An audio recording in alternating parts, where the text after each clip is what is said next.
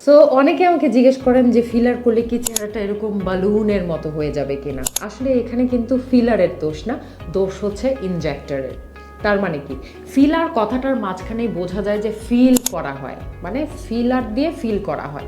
তো আপনার ফেসে আসলে যতটুকু দরকার, আপনার চেহারার যে ফেসিয়াল স্ট্রাকচার সেখানে যতটুকু দরকার ঠিক ততটুকুই কিন্তু দেওয়া উচিত। অতিরিক্ত পরিমাণে যখন ফিলার ডিপোজিট করা হয় তখনই কিন্তু ফেসিয়াল স্ট্রাকচারটা এরকম দেখা যায়। সো আপনার ফেসিয়াল স্ট্রাকচার অনুযায়ী যতটুকু প্রয়োজন ততটুকু ফিলারই করতে হবে, তাতে করে আপনাকেও দেখতে ভালো লাগবে। আর একটি ব্যাপার হচ্ছে যে অনেকে মনে করেন যে একবার হয়তো ফিলার করলে সেটা ডিজলভ হয় না বা এটা কিছুই করার থাকে না। ব্যাপারটা কিন্তু এরকম না। অনেক সময় দেখা যায় যে যদি আপনার ফিল হয় যে এই ধরনের ফিচার আপনার ভালো লাগছে না, যেমনটা এই ভিডিওতে আমরা দেখতে পাচ্ছি, সো ফিলার কিন্তু ডিজলভ করা যায়। আপনার যদি শেপ কখনো ভালো না লাগে সেক্ষেত্রে কিন্তু আবার ডিজলভের পরে আগের শেপ ফেরত আসবে।